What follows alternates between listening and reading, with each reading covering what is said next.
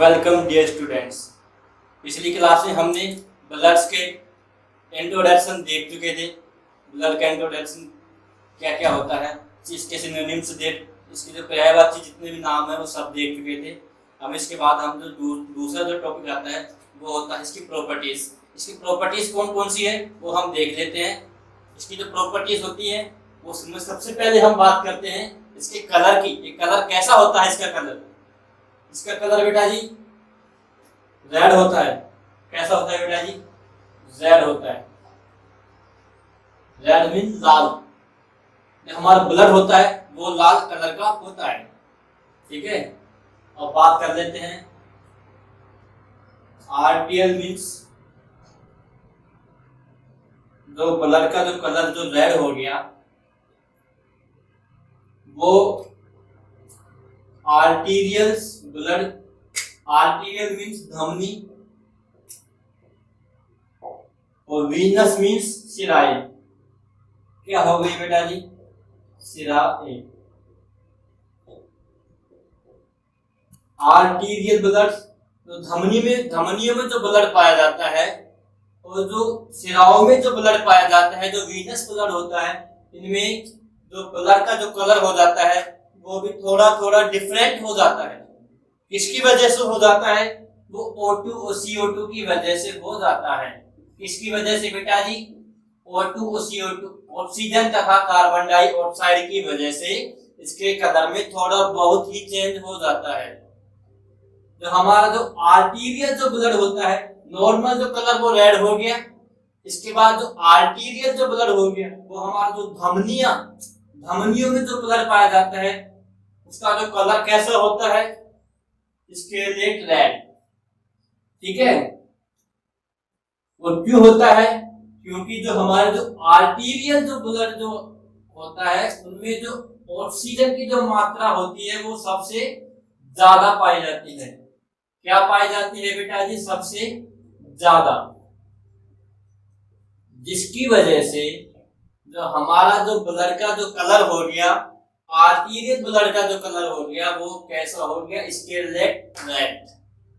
ठीक है, इसके बाद जो वीनस जो ब्लड होता है, जो हमारी सिराओं में जो रक्त पाया जाता है वो पर्पल रेड हो गया। पर्पल रेड क्यों हो गया? इस वजह से हो गया क्योंकि जो हमारे जो आर्टीरियल है, जो हमारे जो आर्टरीज हैं, वो हमारे जो ब्लड को लंग्स से लेके हर टिश्यूज तक लेकर जाती है। उनमें से जो हर टिश्यूज में से जो वापस आता है जब ब्लड, उनमें CO2 की जो मात्रा है वो सबसे ज्यादा होती है। वो जो ब्लड होता है वो CO2 को वापस लेकर आता है, वापस लंग्स में लेकर आता है। तो ब्लड में क्या ज्यादा हो गया? CO2 की परसेंटेज ज्यादा हो गई। यदि CO2 की परसेंटेज ज्यादा हो गई, इस वजह से जो हमारा जो ब्लड का कलर है, जो वीनस ब्लड का कलर है, वो कैसा हो जाएगा बेटा जी? पर्पल रेड हो जाएगा। ठीक है, अब बात कर लेते हैं इसके वॉल्यूम के बारे में। ये पहला प्रॉपर्टीज हो गई। इसके बाद जो दूसरी प्रॉपर्टीज आती है वो आती है वॉल्यूम। इसका जो आयतन कितना हो गया?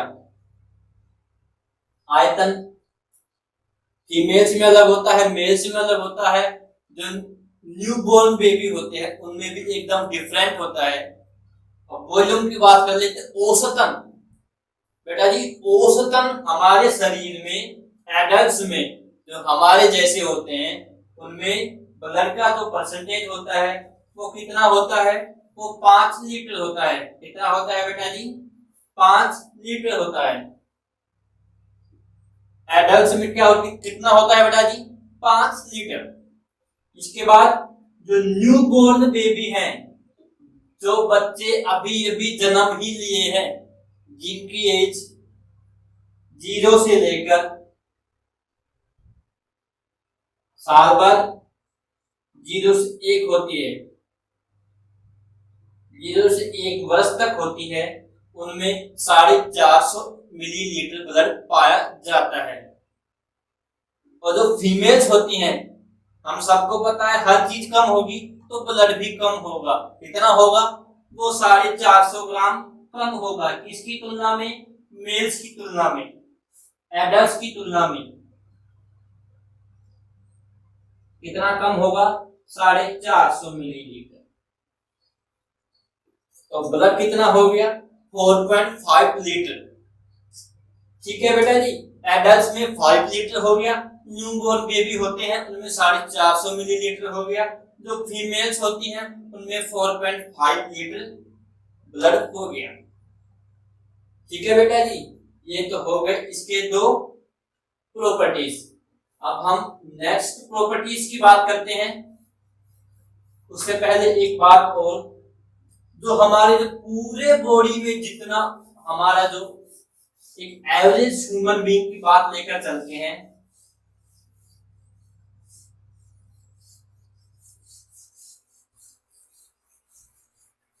ये हमारा एक एवरेज ह्यूमन बीइंग्स है। ठीक है बच्चों, इसका वजन एवरेज हम लेकर चलते हैं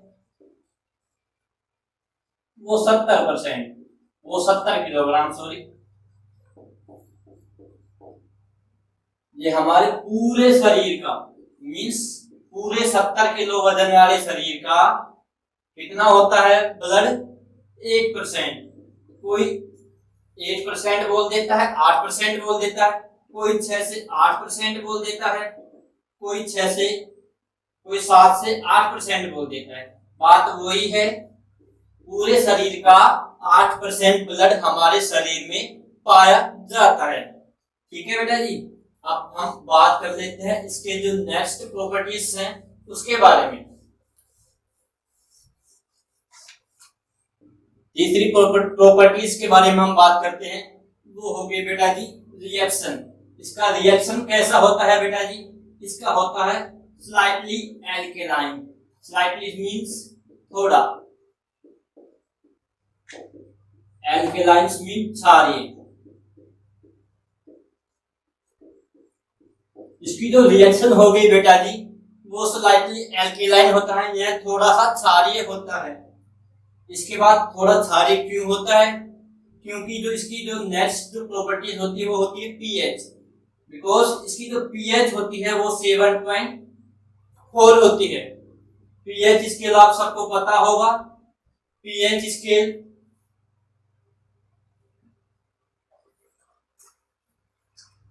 सात पे आके बेटा जी 0 से 7, 7 से 14।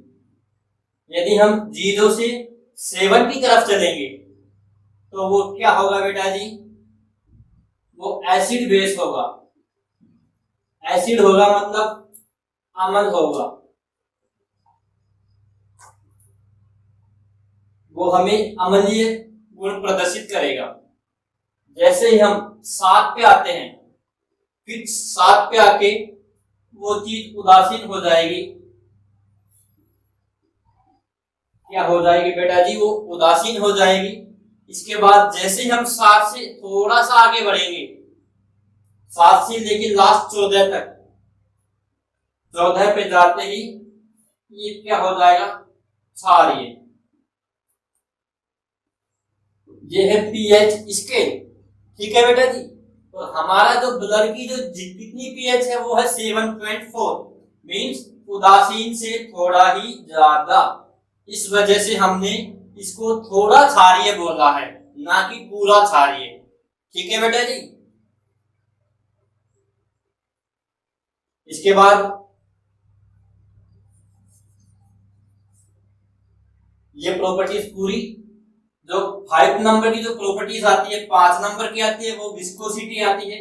विस्कोसिटी का हिंदी मीनिंग क्या होता है बेटा जी? वो श्यानता होती है। क्या होता है बेटा जी? श्यानता। श्यानता का हिंदी मीनिंग क्या होता है? मतलब किसी चीज में पाए जाने वाला वह गुण जो उसके बहने की क्षमता को प्रदर्शित करता है। ठीक है बेटा जी, वो होता है श्यानता। क्या होता है बेटा जी? श्यानता होता है। ब्लड में कितनी श्यानता पाई जाती है? वो 5 times more than water. Blood में जितनी श्यानता पाई जाएगी, ब्लड में जो वो पानी की तुलना में, पानी में जितनी श्यानता पाई जाएगी, मतलब पानी जितनी तेजी से बहता है उसकी तुलना में जो अब हमारे ब्लड का जो बहने का गुण है वो 5 समय कम होता है। किसकी तुलना में? पानी की तुलना में। ठीक है बेटा जी, ये हो गई ब्लड के प्रॉपर्टीज। अब हम इसके बारे में बात करेंगे। प्रॉपर्टीज हमारी पूरी होती हुई हमने पढ़ाई रिएक्शन, पीएच, विस्कोसिटी। इसके पहले हमने पढ़ाया कलर। ठीक है बेटा जी, अब हम बात करते हैं इसके जो नेक्स्ट जो पार्ट आता है ब्लड का, वो हमने ब्लड की जो प्रॉपर्टीज है वो देख ली थी। अब हम ब्लड के कंटेंट्स के बारे में स्टडी करेंगे बेटा जी। कंटेंट्स के बारे में, ब्लड में कौन कौन से कंटेंट्स पाए जाते हैं, ब्लड किन किन चीज़ों से मिलकर बना होता है, वो हम यहाँ पर देखने वाले हैं। पहली चीज़ होती है बेटा जी ब्लड सेल्स। वो जो ब्लड सेल्स होती है बेटा जी वो होती है 3 प्रकार की। इसके बाद जो दूसरा कंटेंट आता है वो होता है बेटा जी प्लाज्मा। उसके बाद जो थर्ड कंटेंट आता है वो होता है सीरम। ठीक है बेटा जी, अब हम इन तीनों कंटेंट्स को बारी बारी से अध्ययन करेंगे, फुल डिटेल से अध्ययन करेंगे। ठीक है बेटा जी, पहला ब्लड सेल्स में बेटा जी ये 3 तरह की होती है। पहली होती है बेटा जी आरबीसी। आरबीसी का फुल फॉर्म क्या होता है बेटा जी? आर से रेड, बी से ब्लड और सी से बेटा जी सेल्स होता है। लाल रुधिर, हिंदी में लाल रुधिर कणिकाएं। ठीक है बेटा जी, ये हिंदी में आरबीसी, रेड ब्लड सेल्स, लाल रुधिर कणिकाएं। और इसको हम एक नाम से और जानते हैं, वो होता है एरिथ्रोसाइट्स। क्या होता है बेटा जी? एरिथ्रोसाइट्स। इसके बाद जो 2 नंबर की जो चीज आती है, 2 नंबर का जो टाइप आता है वो होता है बेटा जी व्हाइट ब्लड सेल्स, WBC। क्या होता है बेटा जी? WBC।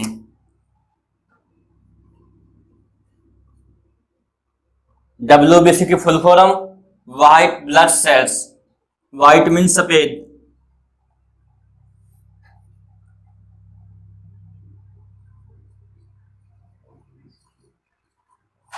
ठीक है बेटा जी, सफेद रुधिर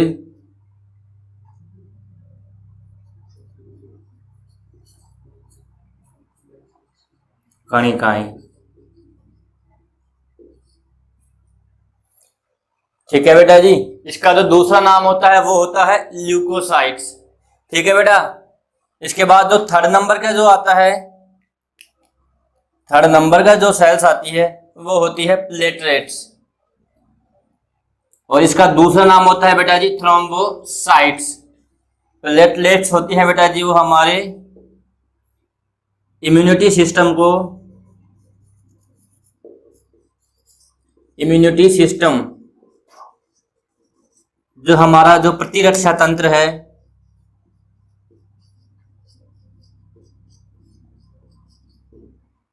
प्रतिरक्षा तंत्र को मजबूत बनाती है,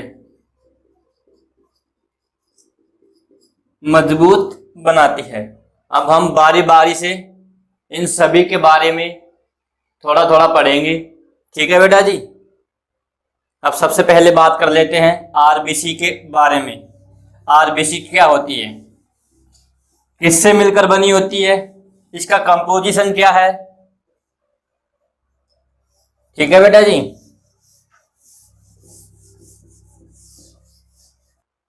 पहला कंटेंट हमने देख चुके थे, वो कौन सा होता है बेटा जी? Blood cells. उसके बाद जो दूसरा कंटेंट होता है वो होता है बेटा जी प्लाज्मा। क्या होता है बेटा जी? प्लाज्मा। प्लाज्मा जो होता है वो ब्लड में पाया जाता है, सबको पता है।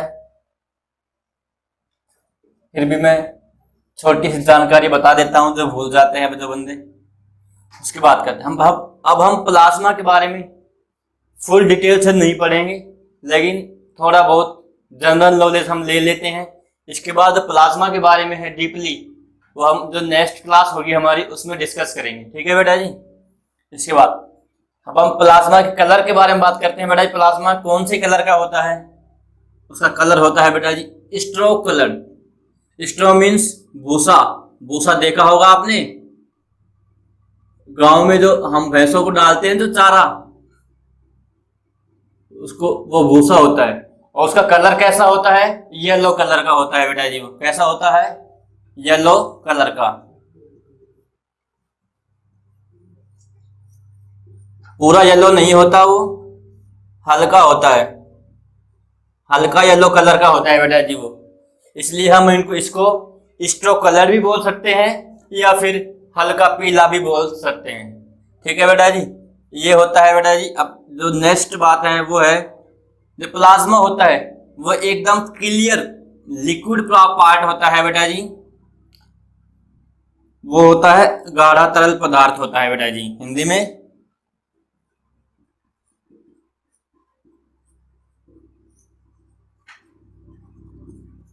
एकदम क्लियर लिक्विड पार्ट होता है।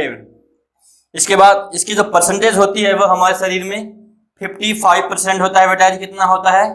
55%। और जो वाटर में इसका जो कितना परसेंट होता है बेटा जी? वाटर में जिसके जो कंटेंट्स पाए जाते हैं वो 91 से 92% पाए जाते हैं इन ऑफ वाटर। वाटर में जो इसके जो कंटेंट्स होते हैं बेटा जी वो 91 से 92% पाए जाते हैं।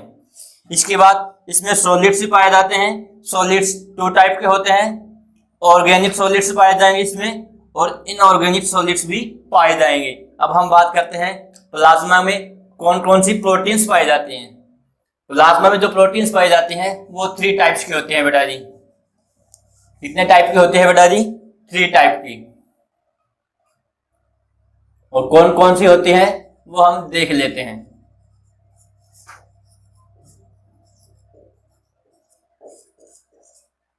Plasma proteins. Plasma protein 3 type की होती है। पहली होती है सीरम एल्बुमिन। ठीक है बेटा जी। इसके बाद जो प्रोटीन्स आती है वो होती है सीरम ग्लोबुलिन। इसके बाद जो प्रोटीन आती है वो होती है बेटा जी फिब्रिनोजन। इन सब की ये हर तरह के कार्य करती हैं। इन सभी का अपना अपना कार्य होता है। इन सभी कार्यों को हम अगली क्लास में डिस्कस करेंगे, अगली क्लास में पढ़ेंगे बेटा, जिसके बारे में फुल डिटेल्स, इन प्रोटीन के बारे में हम फुल डिटेल से पढ़ेंगे। ठीक है बेटा जी। अब तो आप नॉर्मली जान लो इन चीजों के बारे में।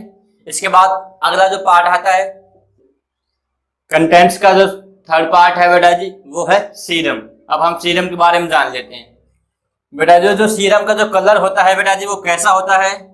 इसका कलर क्लियर स्ट्रो कलर होता है, सेम एज प्लाज्मा का जो जैसा होता है,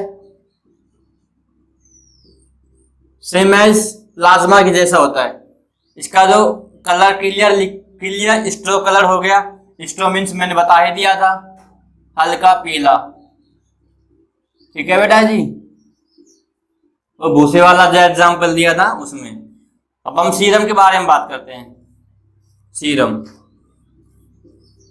सीरम का सबसे जो इंपॉर्टेंट जो लाइन है वो है, प्लाज्मा में और सीरम में हम डिफरेंस करेंगे और किस बेसिस पे करेंगे? हम करेंगे बेटा जी फिब्रिनोजन के बेसिस पे। किसके बेसिस पे? फिब्रिनोजन के बेसिस पे। क्योंकि फिब्रिनोजन होता है बेटा जी वो सीरम में एब्सेंट होता है। वो एब्सेंट क्यों होता है बेटा जी? जो हमारे शरीर में एक प्रोसेस होती है उसको बोलते हैं ब्लड क्लॉटिंग। क्या बोलता है बेटा जी? Blood clotting. जब हमारे शरीर में कोई घाव या चोट हो जाती है किसी भी वजह से, उस वजह से हमारा जो ब्लड होता है वो बहने लग जाता है। उस ब्लड को बहने से रोकने के लिए हमारा जो फिब्रिनोजन जो प्रोटीन है जो प्लाज्मा में पाई जाती है, वो जो फिब्रिनोजन को ये कन्वर्ट कर देता है किसमें? फिब्रिन में। इस वजह से सीरम में जो फिब्रिनोजन है वो एब्सेंट होती है। ठीक है बेटा जी। और कौन सी प्रोसेस में? ब्लड क्लॉटिंग की प्रोसेस में। तो क्या बात हो गई? सीरम में सबसे इंपॉर्टेंट बात, फिब्रिनोजन एब्सेंट होता है। तो हम इसके सूत्र से कैसे देखेंगे? जो प्लाज्मा होता है बेटा जी, प्लाज्मा में से हम फिब्रिनोजन जो निकाल देंगे, उसके बाद जो हमारे पास जो सबस्टेंस बचेगा उसका नाम होता है बेटा जी सीरम। क्या होता है बेटा जी? सीरम। अब हम बात करते हैं इसके वॉल्यूम के बारे में। इसका वॉल्यूम कितना होता है बेटा जी? इसका वॉल्यूम होता है 55%, सेम एज प्लाज्मा। ठीक है बेटा जी, ये हमने बारी बारी से इसके कंटेंट्स पढ़ लिए। अब हम ब्लड्स के फंक्शंस के बारे में बात करेंगे।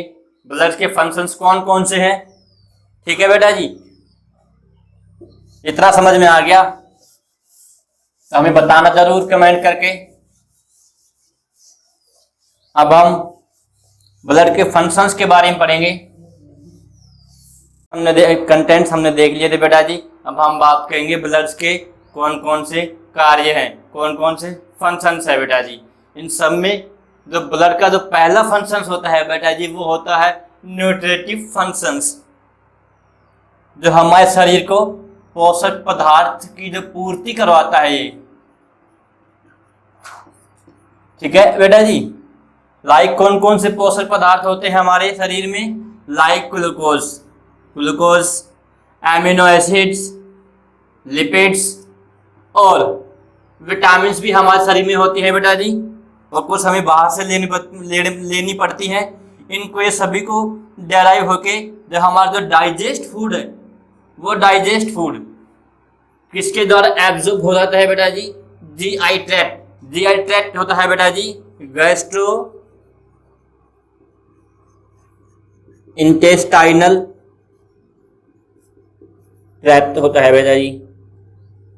ये पथ होता है गैस्ट्रो इंटेस्टाइनल ट्रैक्ट होता है बेटा जी, जिसके द्वारा जो हमारा जो डाइजेस्ट फूड है वो एब्जॉर्ब हो जाता है, जिसकी वजह से क्या होता है बेटा जी? एनर्जी का प्रोडक्शन होता है, एनर्जी बनती है हमारे शरीर में, एनर्जी का फॉर्मेशन होता है बेटा जी, जिस वजह से ब्लड हमको न्यूट्रिट प्रोवाइड करवाता है। ठीक है बेटा जी, इसके बाद जो सेकंड जो फंक्शंस आता है बेटा जी, वो होता है रेस्पिरेटरी फंक्शंस। क्या होता है बेटा जी? Respiratory functions.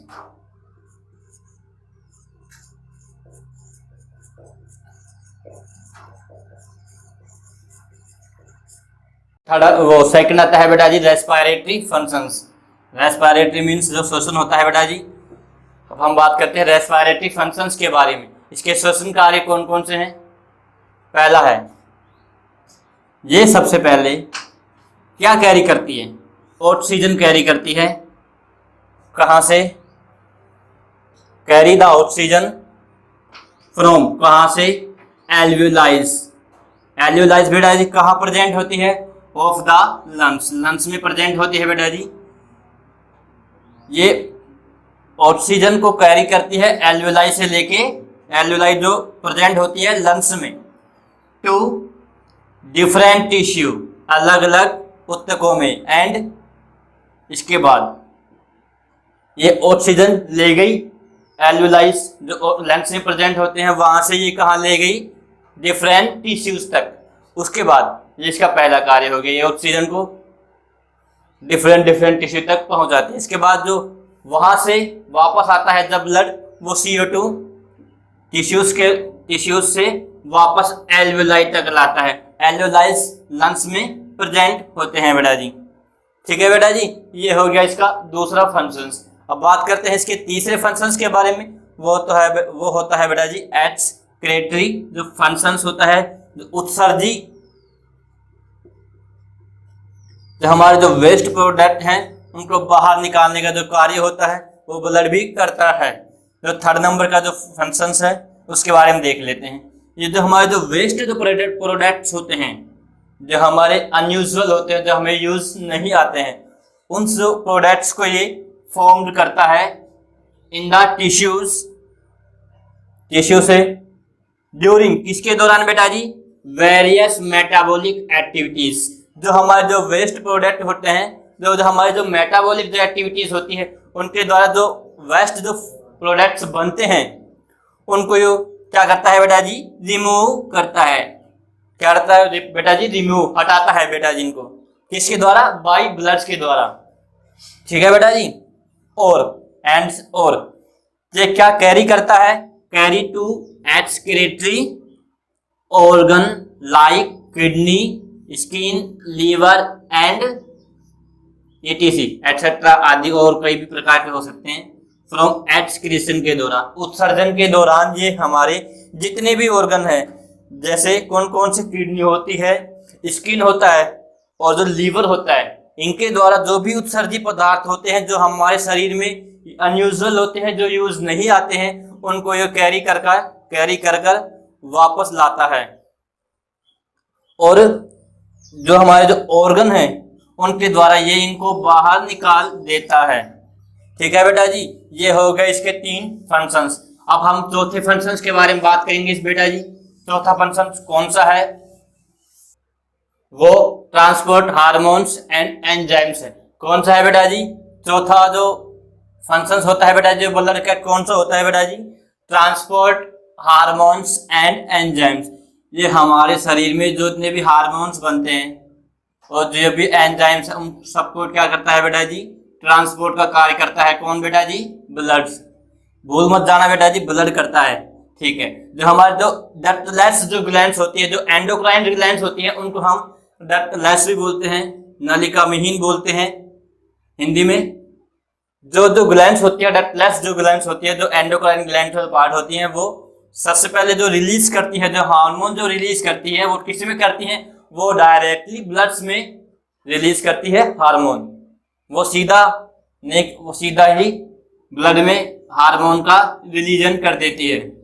इसके बाद जो हार्मोन जो रिलीज हो गया वो ब्लड के द्वारा पूरे शरीर में हर टिश्यूज तक पहुंच जाएगा। इसके बाद ये क्या करता है बेटा जी? जो ट्रांसपोर्ट है, वो हार्मोन जो ट्रांसपोर्ट करता है, क्या करता है बेटा जी? हार्मोन को। हार्मोन कहाँ ट्रांसपोर्ट करता है बेटा? जो भी इसकी जो टारगेट सेल्स होती हैं, टारगेट सेल्स या टिश्यूज जो भी होते हैं, उन पर ये क्या करता है बेटा जी? ट्रांसपोर्ट करता है, उन तक पहुंचाता है। इसके बाद ये आल्सो ट्रांसपोर्ट द एंजाइम्स। इसके साथ साथ ये हार्मोन्स के साथ साथ ये बेटा जी एंजाइम्स का भी ट्रांसपोर्ट करता है, परिवहन करता है। इसके बाद आता है जो 5वां जो कार्य आता है वो ब्लड का बेटा जी, वो होता है रेगुलेशन ऑफ वाटर बैलेंस। ये हमारे वाटर बैलेंस को रेगुलेशन करता है, नियंत्रण करता है बेटा जी। ठीक है बेटा जी। इसके बाद जो छठा जो आता है फंक्शंस, वो देख लेते हैं। हमारा जो 6 नंबर का जो फंक्शंस आता है बेटा जी, वो होता है regulation of acid base balance. यह हमारे एसिड बेस बैलेंस को क्या करता है बेटा जी? रेगुलेशन करता है। किसके कौन कौन से आ गए इसमें? प्लाज्मा आ गया, प्लाज्मा प्रोटीन्स को करता है, साथ में हीमोग्लोबिन, HB हीमोग्लोबिन। ठीक है बेटा जी।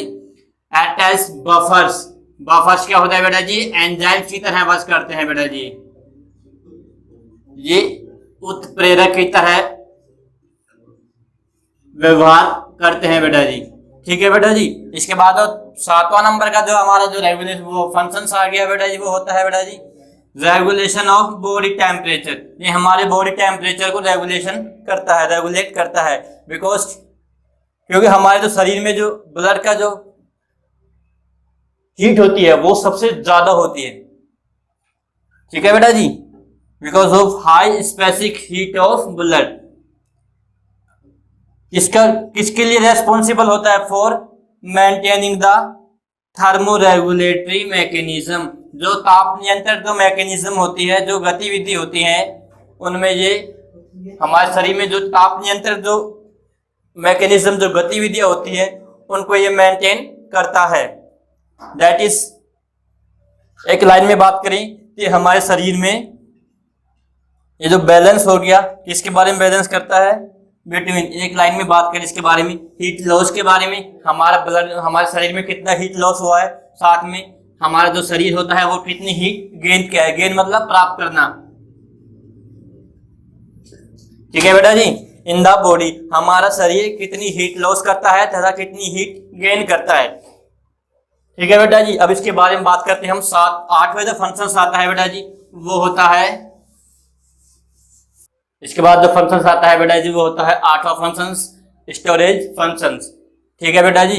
स्टोरेज जो फंक्शंस होता है इसका हिंदी मीनिंग सबको पता है, स्टोरेज फंक्शन। ये क्या करता है, जो हमारे शरीर में जो, अब देख लो इसके बारे में, water and some importance substance, पानी और जो हमारे शरीर में जो भी इम्पोर्टेंस जो पदार्थ होते हैं वे, लाइक कौन कौन से होते हैं बेटा जी, प्रोटीन हो गया, उसके बाद में ग्लूकोज, ठीक, उसके बाद में sodium, potassium, are required by tissue, जो टिश्यूज के द्वारा रिक्वायर्ड होते हैं, उनको इन चीजों की हमेशा ही जरूरत रहती है। ठीक है बेटा जी। इसके बाद ब्लड सर्व, ब्लड प्रदान करता है, सर्व करता है एज ए, किसकी तरह, जो रेडीमेड सोर्स होते हैं, जो तैयार मिलते हैं हमेशा, रेडीमेड,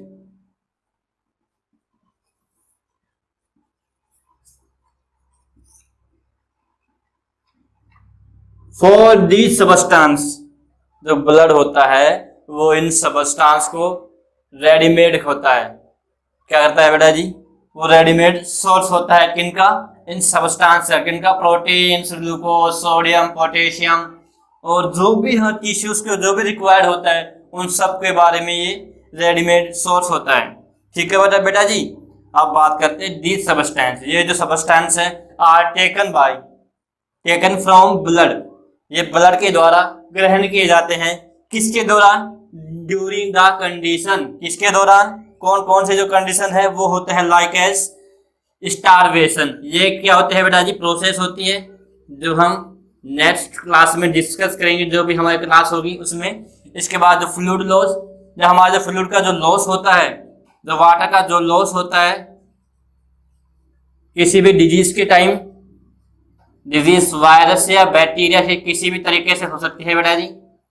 उसके बाद हमारे शरीर में जो फ्लूइड का जो लॉस होता है उससे ये ब्लड, ये जो रेडीमेड सबस्टांस होते हैं, जो सोडियम, पोटेशियम, इनको ग्रहण करता है, साथ में जो इलेक्ट्रोलाइट्स होते हैं उनको भी इस प्रक्रिया के दौरान ये ग्रहण करता है। ठीक है बेटा जी, ये हो गया स्टोरेज फंक्शंस। अब हम बात करेंगे लास्ट और सबसे इंपॉर्टेंट जो फंक्शंस हो गया उसके बारे में। कौन सा है बेटा जी, वो होता है डिफेंसिव फंक्शंस।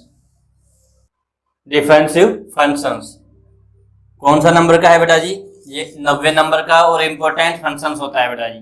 जो ब्लड होता है बेटा जी, वो जो ब्लड है हमारा वो इंपॉर्टेंट रोल प्ले करता है, किसमें, blood are play an important role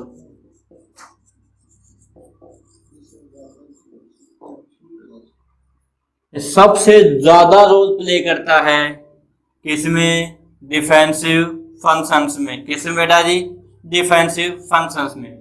ठीक है, और ये किसके द्वारा होता है, ये होता है बेटा जी WBC जो सेल्स होती है हमारे अंदर, WBC cells, white blood cells होती है बेटा जी।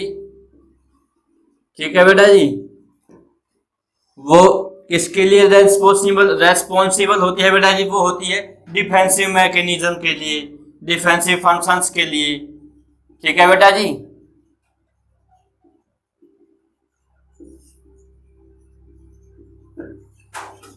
ये हमें कई बीमारियों से बताता है। WBC सेल्स में बीटा सेल्स, टी सेल्स होती है, हर चीज तरह की चीज होती है। इसके बारे में हम नेक्स्ट क्लास में पढ़ेंगे। ठीक है बेटा जी, ये हमारे ब्लड के फंक्शंस पूरा हो गया, ये ब्लड टॉपिक पूरा हो गया। अब हम नेक्स्ट टॉपिक के बारे में नेक्स्ट क्लास में डिटेल से अध्ययन करेंगे। आपको अच्छा लगे हो तो लाइक करें, कमेंट करें, शेयर करें तथा फुल सपोर्ट करें हमें प्लीज।